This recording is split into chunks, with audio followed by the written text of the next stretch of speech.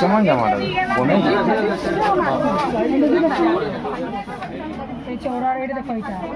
হ্যাঁ হ্যাঁ খুললে একই হবে, খুললে একই হবে।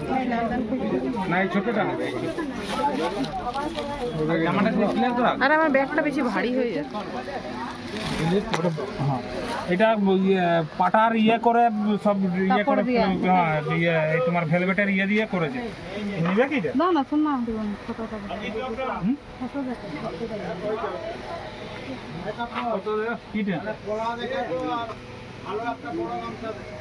কলা আছে, কাঁঠালি কলা, চাপা কলা, চাপা কলা, হ্যাঁ হয়ে গেছে। গুড মর্নিং ফ্রেন্ডস, কেমন আছেন আপনারা? আপনাদের সকলকে স্বাগত জানাই আমার নতুন একটি ব্লগে। এই যে সকাল সকাল নীলকে একটু রুটি করে দিচ্ছি, সে চলে যাবে ডিউটিতে। আর রাতের একটু সেমাই ছিল, সেটাই এখন গরম করে দেব। আজকে আর চা করিনি, এটা করেছি বলে আমি চাটা করিনি। এখন বাজে প্রায় 6:45 আর সে 7টাকে চলে যাবে, তো তার ব্রেকফাস্ট আর কি তাড়াতাড়ি করে দিলাম। এমনি ঘর টরগুলো ঝাড় দিয়ে নিয়েছিলাম।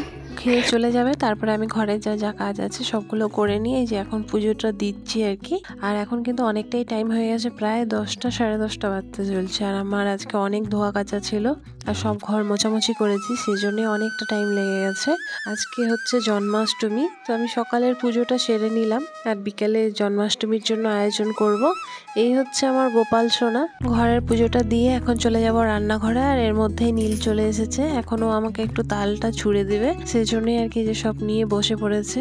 আমি কিন্তু এটা ভালো করে করতে পারি না, সে ওই করে দেয়। এর আগেও যে আমি তালের পিঠে পিঠে বানিয়েছিলাম, সেগুলো ওই করে দিয়েছে, মানে তালের যে ফুলুরিগুলো বানিয়েছিলাম, তো এটা করে দিবে। তারপরে আমি হচ্ছে রান্না বান্না সেরে নিয়ে তারপরে গিয়ে আমি ঠাকুরের যা ভোগ টোগ আছে ওগুলো বানাবো। ভোগ বলতে মানে সব মিষ্টি খাবারই বানাবো, পায়েস করব আর এটা সেটা করেই করব। তো চলুন এখন আমি রান্নাটা করে নিই। আজকের মেনুতে আছে ঘুগনি আর হচ্ছে পটল পোস্ত করব, আর কুমড়ো ছিল সেটাই একটু ভাজা করে দেবো নীলকে। আজকে সবই তো নিরামিষ হবে, তো নীল ঘুগনি খেতে খুবই ভালোবাসে, তো সেই বললো যে ভাত দিয়ে ঘুগনি খাবে, তো ওটাই করে দেব। আর ঘুগনিটা করে রেখে দেবো কিছুটা, যেটা রাত্রেও হবে আর আমারও একটু খাওয়া হয়ে যাবে। মানে আজকে তো আমি ভাত টাত কিছুই খাবো না, মানে কোনো অন্ন খাবো না, এমনি তরকারি খাবো। তো সেই জন্যই আর কি রাত্রিতে পুজো টুজো দেওয়ার পরে মানে 12টার পরে আমি তখন এটা খেয়ে নেব। 12টার মধ্যে আমাকে রান্নাটা কমপ্লিট করতে হবে, নীল আবার চলে যাবে। তো সেই জন্যই আর কি এখানে আমি একটু তাড়াহুড়া করেই রান্না করে নিচ্ছি। আর এখানে এই যে ভাজা বসিয়ে দেব পটল আর কুমড়োটা, তো আমি একসাথেই দুটোই বসিয়ে দেব। মটরগুলো সিদ্ধ করতে বসিয়েছিলাম পুজোর আগেই, আর এখন এসে দেখছি যে মটরগুলো ভালো করে সিদ্ধ হয়নি, সেজন্য আমি আবার বসিয়ে দিলাম। তো 2টা সিটি দিলেই হয়ে যেত, সেজন্য আলুগুলো আমি কেটে রেখেছিলাম, তো একসাথেই দিয়ে দিলাম। আর ওটা সিদ্ধ হয়ে গেছে, এগুলো ভাজা টাজা করে নিয়ে তারপর আমি ঘুগনিটা বানাবো। ঘুগনিটা তো খালি মশলা কষে দিয়ে দিলেই হবে, তো তাড়াতাড়ি হয়ে যাবে। আর বাইরে তো নীল ওখানে বসে বসে কাজটা করছে। কাল গিয়েছিলাম বিকেল দিকে মার্কেটে, এখানে প্রচুর বৃষ্টি হচ্ছে আর নীলের একটু সময় বের করেছিল, তো বিকেল বেলাটায় আমরা দুজনে মিলে একটু মার্কেটে গিয়েছি।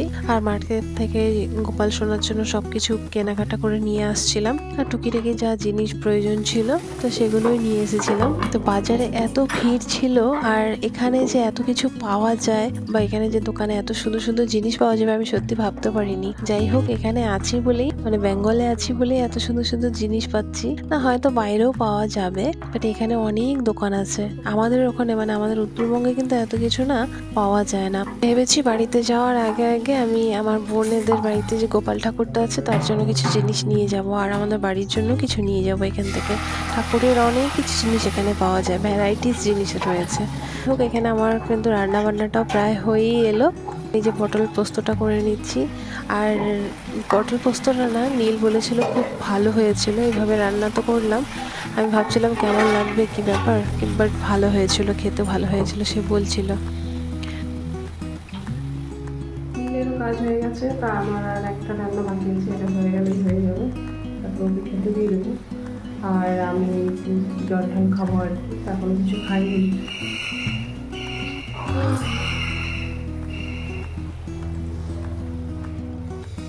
দেখতে দেখতে টাইমও হয়ে গেল, এটা করেই নীলকে খেতে দিয়ে দেবো, আবার সে খেয়েই চলে যাবে, মানে 12:30টার আগেই তাকে বেরোতে হয়। আমার রান্নাটা হয়ে গেছে, চলুন তাহলে তাকে খেতে দিয়ে দিই, তারপর আপনাদের সাথে আবার কথা বলছি।